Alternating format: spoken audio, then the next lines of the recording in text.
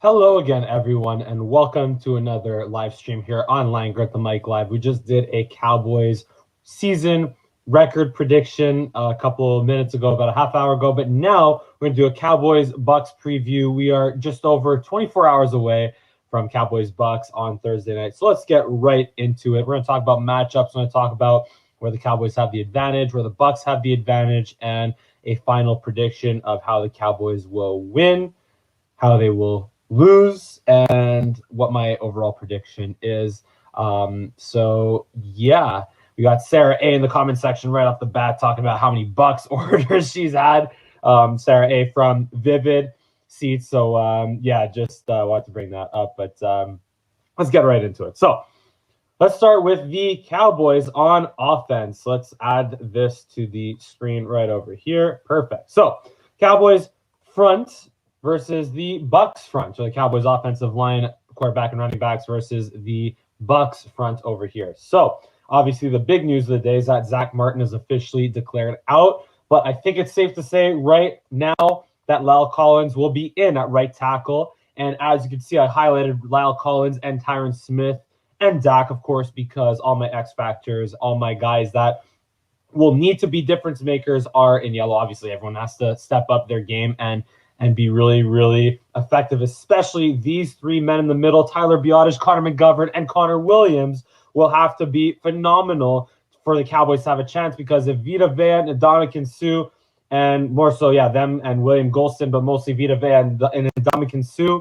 if they do what they're capable of doing, well, the Cowboys are going to have a bad time running the football. They're going to have a bad time protecting Dak Prescott. And they're going to have a really hard time winning this game. So, but with that being said, though, if Dak, who I believe, I'm fully confident in that he's healed from the ankle, he's healed from the shoulder, I'm confident that Dak will be okay. And if he does get injured, it'll be because he gets murdered again, God forbid. So, so to me, it's, but with that being said, though, I believe in Dak's ability to slide out of pressure in his face. I think Dak can handle pressure in his face because of his ability to escape. Now, that's how he got injured, sure, but if he has to escape and extend plays to make throws, I still think he can do that, and I think he'll be confident doing that. It's more running, it's tucking and running, and I think we'll see Dak sliding a lot more this year compared to given what happened against the Giants last year and how he had that devastating leg injury. So to me, I highlighted La'el Collins and Tyron Smith because they're the best two players or the best two offensive linemen that will be active in this game for the Cowboys, and they're going to have to play like it for the Cowboys to have a chance. Obviously, like I said, Connor McGovern and Connor Williams and Tyler Biadasz have to not get terrorized in the middle by Vita Vea and Ndamukong Suh, but Tyron Smith and La'el Collins will have to do their part in making sure that Jason Pierre-Paul and Shaq Barrett are non-factors as much as possible in this game, because obviously Shaq Barrett Jason Pierre-Paul is the veteran he's terrorized the Cowboys a fair bit over the years, but Shaq Barrett, I think, is the better of the two, and La'el Collins will have his hands full. And if La'el Collins could take out Shaq Barrett, then the Cowboys, if it's all just a matter of dealing with the middle, then I think the Cowboys will have a chance in this one. Maybe not so much running the football, but at least with Dak being able to extend plays and find open guys down the field. And obviously, the biggest, the most recent memory that we have of watching NFL football, of course, relevant NFL football at least, is the Tampa Bay Bucs front terrorizing the Kansas City Chiefs offensive line in the Super Bowl, and the Chiefs offense, led by obviously Patrick Mahomes, scoring only 9 points, a low for Patrick Mahomes and the Chiefs offense in that era. So to me, what gives me optimism is that the Cowboys are missing Zach Martin, which is obviously huge. Zach Martin is a top 3 guard in the NFL, hands down, and he'll be missed. However, that is 1 starter out of 5, whereas the Chiefs were missing 4 out of 5 starters in the Super Bowl. So that gives me optimism that, obviously, look, Devin White, Levante David, right? that entire Bucs front got them through the playoffs and essentially won them that Super Bowl last year. Easily, hands down. So, and they should have honestly been, you could have taken Devin White or Shaq Barrett. You could have taken any one of those guys as your Super Bowl MVP over Tom Brady last year. And that would have been cool. But again, bottom line is the Cowboys, given that they have 4 to 5 starters at least good to go, and hopefully it stays that way throughout the game. But that is what at least gives me optimism. And also keep in mind the Packers, they were without David Bakhtiari in that game against in the NFC Championship game. So if the Cowboys can at least neutralize the Bucs front a little bit and deal with whatever they have to deal with in the middle, then I think that they have a chance, and that's why I've highlighted Lyle Collins and Tyron Smith. Just sucks to think about Ndamukong Suh terrorizing the Cowboys like as a Lion, as an LA Ram in the division round game in 2018. I hope that's not going to be the case on Thursday night tomorrow, but we'll see. Now, Cowboys versus the Bucs secondary. This is a tremendous advantage for the Cowboys. Michael Gallup, CeeDee Lamb, Amari Cooper, obviously led by Amari Cooper and CeeDee Lamb. The only thing with Amari Cooper, though, is his road splits compared to at home. Will he be as good on the road as he is typically or as he usually is at home? In the past, that hasn't been the case. But to me, Carlton Davis, Sean Murphy-Bunting, Jamel Dean, they're okay corners. They're good corners, but none of them are great.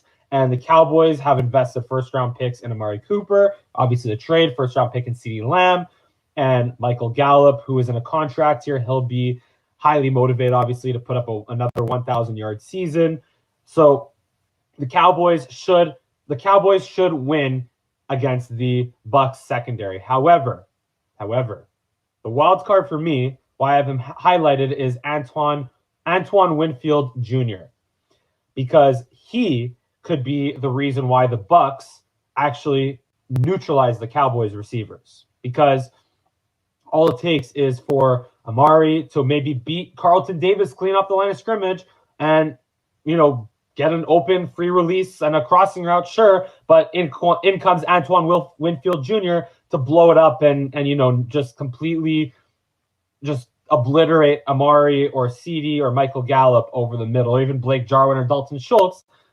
They can be obliterated by Antoine Winfield Jr. over the middle, especially if the Bucs pass rush gets to Dak and he has to make a quick throw to someone hot over the middle and Antoine Winfield reads it, then the Cowboys will be in trouble. But that aside, the Cowboys receivers, tight ends, they should get open all day against the Bucs secondary, and that is one of the ways the Cowboys can win this game tomorrow night. What about the Cowboys front against the Bucs offensive line and running backs? Well, so over the middle, you know what? Oh, I forgot to highlight Osa over here. Forgot to highlight my man Osa right here. But yeah, to me, we all know the Cowboys' weakness is in the middle of their defensive line right now, especially after losing Neville Gallimore on IR for at least the next, I think, at least 4 to 6 weeks. But here's the thing.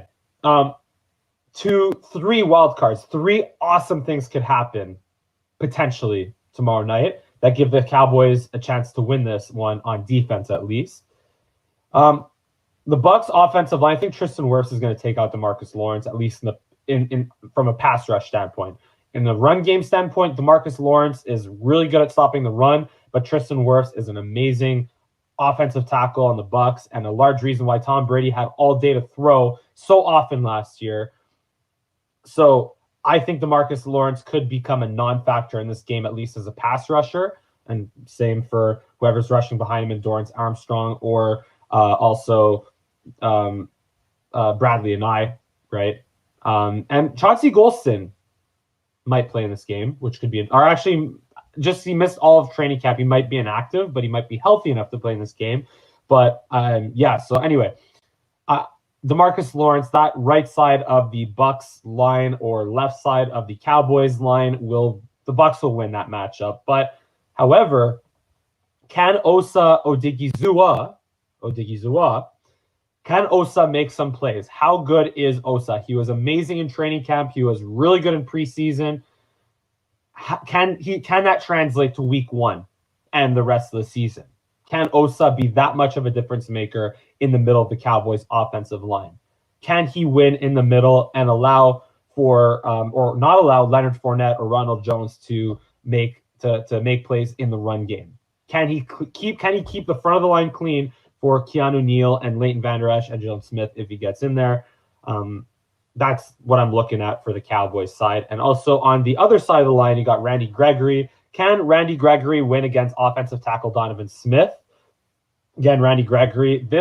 I think this is Randy Gregory's first full training camp and could be his first full season altogether. So happy to see Randy Gregory getting a chance to finally establish himself as a key player on this Cowboys defense. Also in a contract year, this could be a really big year for Randy Gregory if he puts everything all together finally.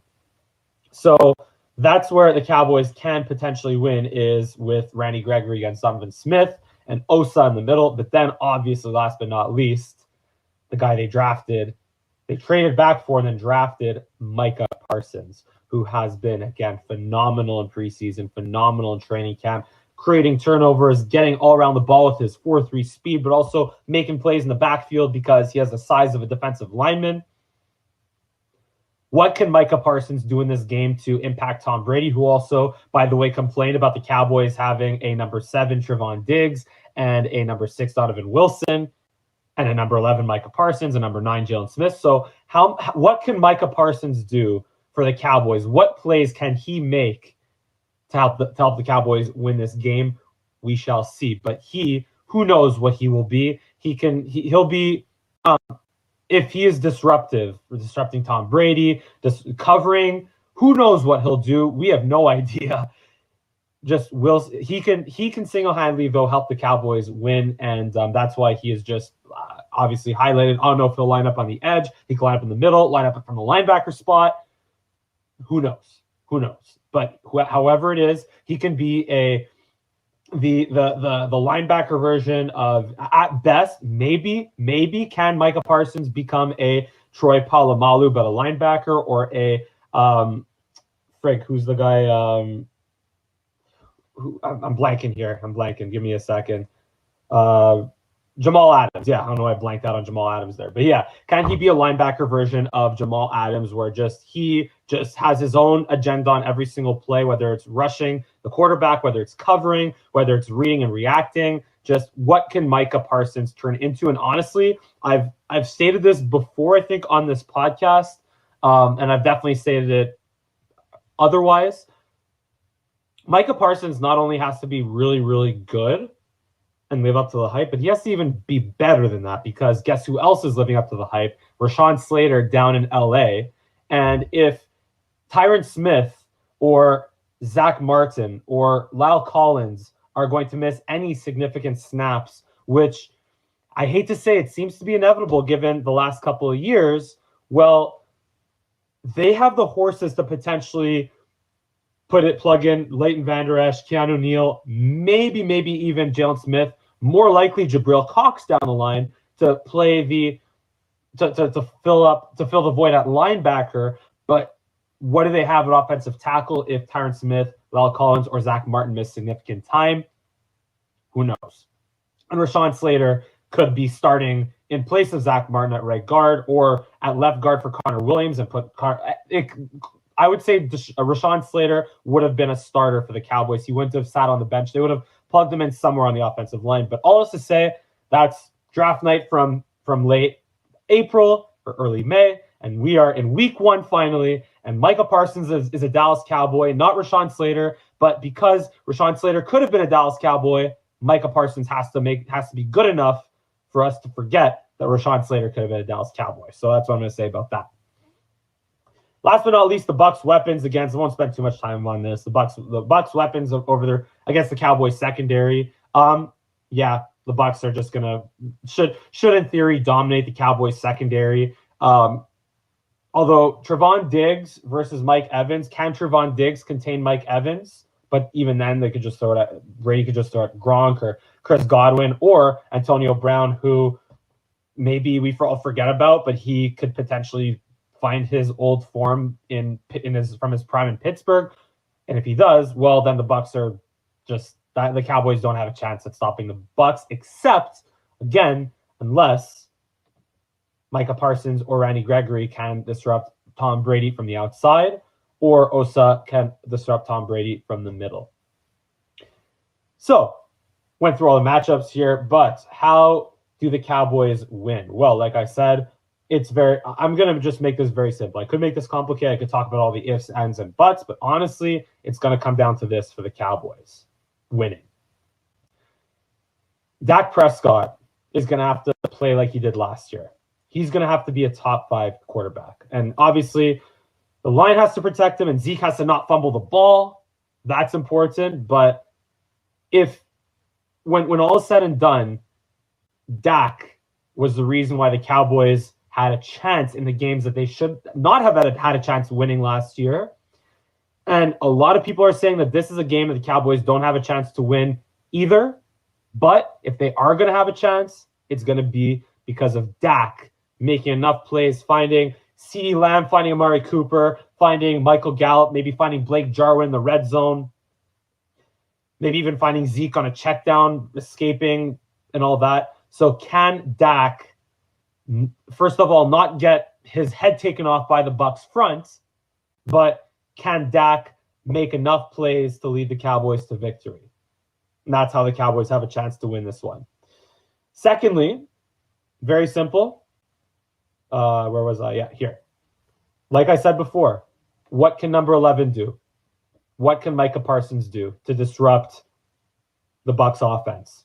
Whether it's a tackle for loss on Leonard Fournette and Ronald Jones, or obviously Gio Bernard, maybe Keyshawn Vaughn if they decide to play him. But what can he force a fumble? Can he force an interception? What can Micah Parsons do? And that's what this game is going to come down to. Dak and Micah Parsons. Because everything else, the Bucs honestly should win this game. They really should. And in fact, I'm going to predict that they will. I'm going to say the Bucs are going to win. Let's go with 30. I'm going to go with 30-21. Or 28. You know what? Let's go 27-20. How about that? Yeah, that's a good score. 27-20. Bucs win. That's my prediction. But for the Cowboys to have a chance, the Bucs, the way they're going to win is they terrorize the Cowboys offensive line. They get to Dak. Their weapons, obviously, Antonio Brown, Mike Evans, Chris Godwin, Gronk. They just get open. They make plays, and obviously Leonard Fournette, Ronald Jones could always make plays as well. Just make life easy for Tom Brady, and the Cowboys and the offensive line protects Brady on the Tampa side, and the Cowboys don't get to him. So that is how Tampa is going to win the same way they won the Super Bowl last year. Just great on defense, just making life easy for Tom Brady on offense, and for them to just having to make a couple of plays. But I will say this also, if the Cowboys can avoid any Scotty Miller on Kevin King type of plays where Scotty Miller just completely, if the Cowboys could avoid any clock management or game management miscues, and again, Micah Parsons and Dak being a difference, then that is how the Cowboys can win this game. But I don't think they will win this game. Bucs will win this 27-20, and that's pretty much it. So, as usual, if you enjoyed my commentary, give me a big thumbs up on this video and subscribe to my channel here on @Langer at the Mic, and give me a follow on Twitter, Instagram, and TikTok @Mike Langer for all three. And I'm going to be back with another Week 1 Pick'em in a couple minutes, so stay tuned for that. But as usual, thank you so much for tuning in to this Langer at the Mic live stream, and I look forward to seeing you again next time.